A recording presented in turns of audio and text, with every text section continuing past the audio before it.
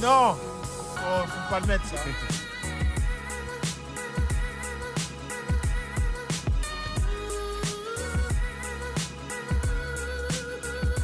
L'équipe d'Irlande a fait sensation cette saison avec des matchs de référence comme battre les All Blacks, à être à 100% de succès par rapport à la tournée d'automne, être à 100% de succès par rapport aux 6 nations. Ils ont gagné le Grand Chelem en battant l'Angleterre à Twickenham.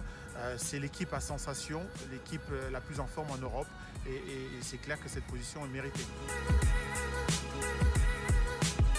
Les points forts, c'est la capacité à avoir des joueurs en forme. C'est vrai que Smith, leur entraîneur, a une exigence assez forte avec ses joueurs. Il ne leur laisse rien passer par rapport au comportement, par rapport aux attitudes. Et derrière, je pense que c'est l'équipe qui est le plus en forme parce qu'ils jouent le moins de matchs possible dans leur compétition. Et du coup, il y a une fraîcheur des joueurs internationaux et je pense que cette balance amène qu'il y a de la régularité dans leur performance parce qu'à la fois ils se reposent très bien, ils sont bien pris en charge pour pouvoir être efficaces et derrière ils ont des temps de jeu qui leur permettent de pouvoir être à 300% quand ils jouent les matchs internationaux. Les points faibles, ils n'en ont pas beaucoup, mais il est clair qu'imposer un rythme physique peut être un point intéressant pour pouvoir les contrer. Derrière, ils ont aussi, je pense, utilisé une forme de rush défense, à savoir ils montent très très vite au niveau de leur défense. C'est peut-être de contrecarrer ça en jouant au pied au-dessus de ce rideau défensif qui est assez dense. Je pense que c'est les deux choses qui pourraient être intéressantes à étudier dans leur jeu.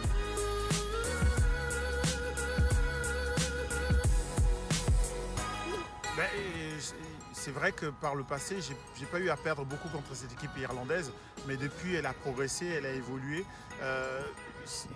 C'est évident que la ferveur des supporters, mais surtout l'intransigeance des joueurs du Leinster, du Munster, de l'Ulster amène qu'ils ont progressé collectivement et ça va être dur de jouer là-bas. Mais encore une fois, un match n'est jamais gagné d'avance. Encore faut-il qu'on y mette les ingrédients. Et les ingrédients, c'est avoir une forme de discipline, je pense, et surtout une forme d'efficacité dans tout ce qui va être fait, que ce soit dans les phases statiques ou dans les phases de jeu de mouvement général.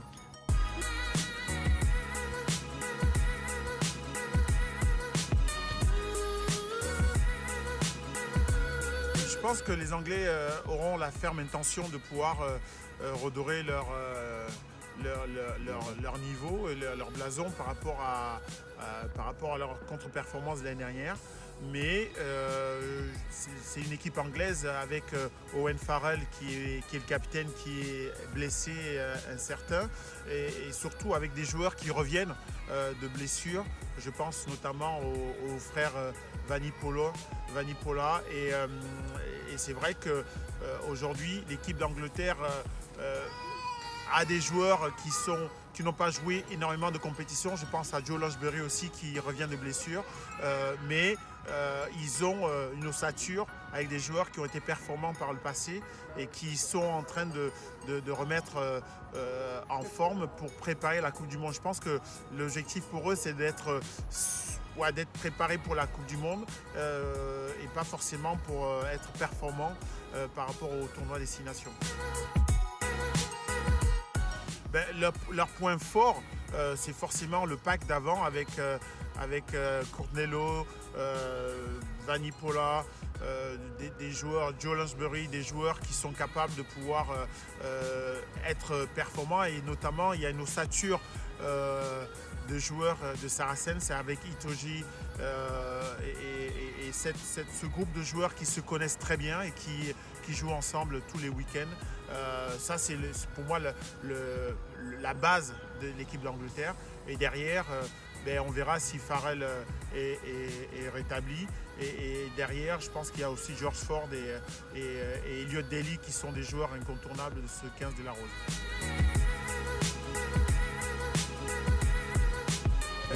forcément des souvenirs, des souvenirs craquants, des souvenirs de matchs gagnés.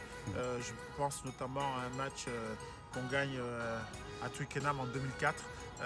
On ne s'était pas forcément écrit qu'on allait faire quelque chose et on a réussi à gagner ce match sur des jeux au pied de Iashvili qui nous a permis de sortir la tête haute dans cette arena qui est très très dure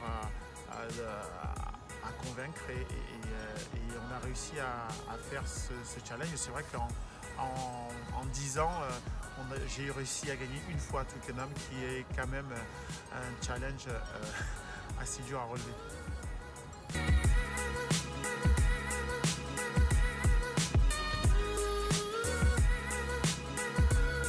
Bah, les points forts, c'est d'abord leur entraîneur, Warren Gatland, qui est un meneur d'hommes assez incroyable.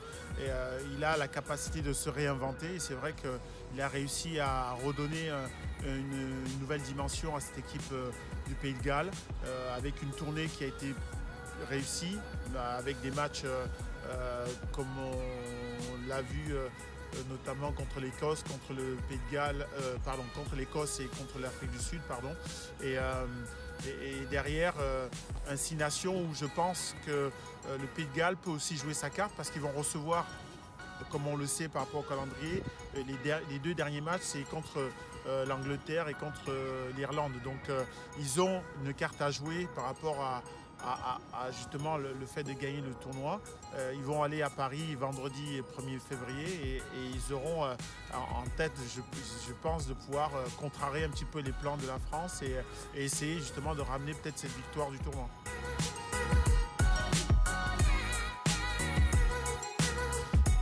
Souvenir toujours émouvant parce que jouer à Cardiff, Millennium Stadium, c'est quand même assez dur.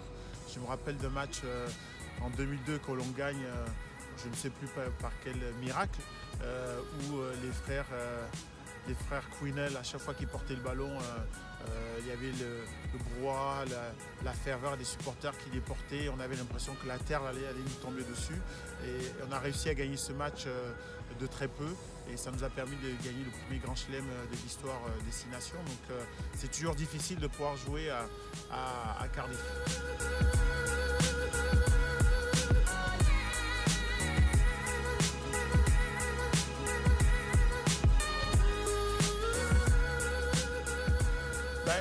Il est clair que l'équipe de France connaît des moments difficiles, même si, encore une fois, la tournée d'automne, même si le dernier match a été un match un peu catastrophique par rapport au résultat, moi j'ai trouvé l'équipe de France intéressante dans les 2 premiers.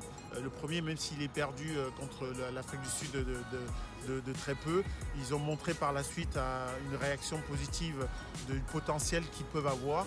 Donc j'ai confiance, moi, à l'équipe de France de pouvoir remettre les choses dans l'axe. Pour moi, ce n'est pas une question de génération.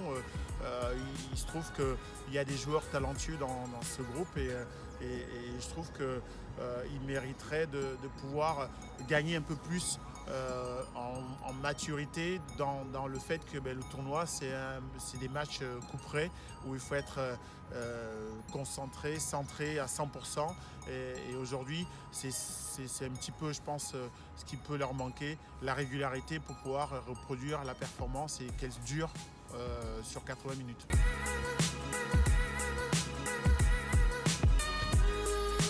Il faut des deux parce que des joueurs comme Ntamak, Thomas Ramos et Antoine Dupont sont des jeunes joueurs qui effectivement ont démontré depuis le début de la saison avec leur club, le Stade Toulousain, qu'ils ont atteint un niveau intéressant pour pouvoir être titulaires indiscutables dans leur club.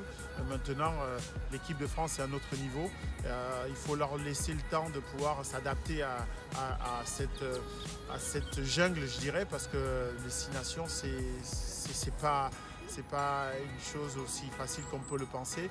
Donc à Jacques Brunel de pouvoir les mettre dans le grand bain avec beaucoup de protection, je dirais, et cette protection elle viendra des joueurs comme Guirado, Bastaro, parce qu'ils connaissent l'équipe de France depuis plus d'une dizaine d'années et qui connaissent les rouages un peu du système pour pouvoir voilà, mêler la jeunesse, la fougue et la jeunesse et puis l'expérience du capitaine qui est Guirado, l'âme de cette équipe de France.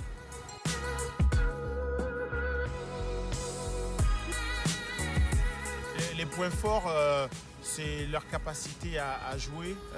Ledlow et Finn Russell sont des joueurs, des meneurs de jeu qui aiment le mouvement, qui aiment trouver des déséquilibres dans la défense adverse. Et ils vont avoir cette envie de se racheter peut-être de leur dernier tournoi qui n'a pas été une réussite. Donc il faut faire très attention à cette équipe.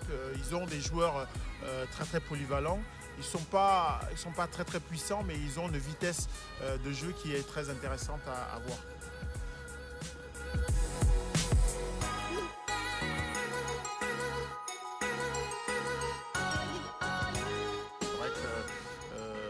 La chanson, l'hymne national écossaise, est une hymne que j'ai appris avant de jouer en équipe de France. Et j'ai toujours beaucoup d'émotions à l'entendre et de voir la ferveur des supporters lors des tournois à destination. L'Écosse, c'est une des équipes qui m'a le plus souri dans mes matchs du tournoi. Et c'est vrai qu'à chaque fois, on a réussi à se sortir du guet-apens et à gagner les matchs. Maintenant, ils ont progressé. Ils ont un coach qui connaît son équipe, qui connaît les joueurs et qui a surtout mis en place, suite à Van Cotter, une régularité dans tout ce qu'ils font.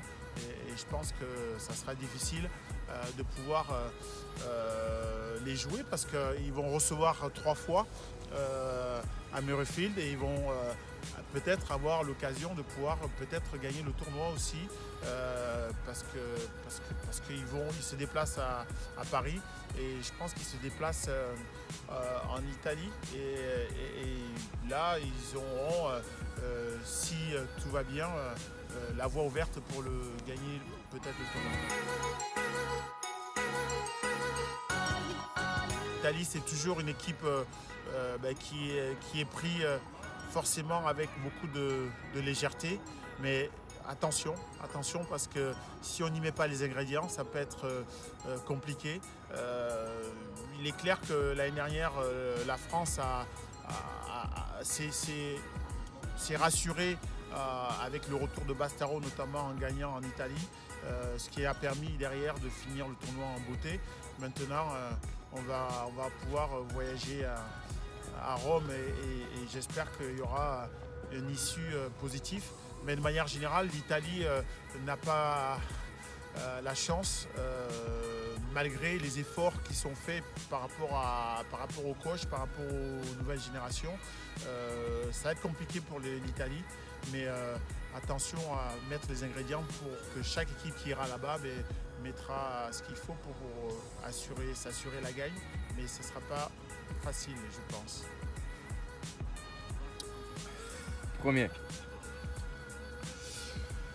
Premier, je mettrais ex aequo entre l'Irlande et l'Écosse, Pays de Galles, France, Angleterre, Italie. très bien.